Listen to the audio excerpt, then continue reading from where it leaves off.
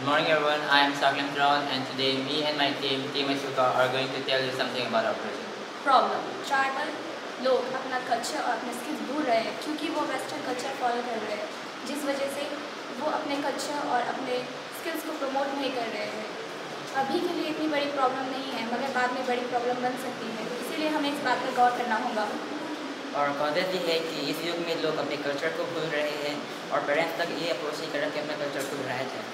तो इसको हम लोग ठीक करने के लिए हम लोग बच्चों को बचपन से ही ट्राइबल का जो कल्चर है या फिर स्किल्स है वो सब सिखा सकते हैं, या फिर पेरेंट्स भी उनको अप्रोच कर सकते हैं, अपने कल्चर को प्रमोट करें और फिर उनको सिखाएं।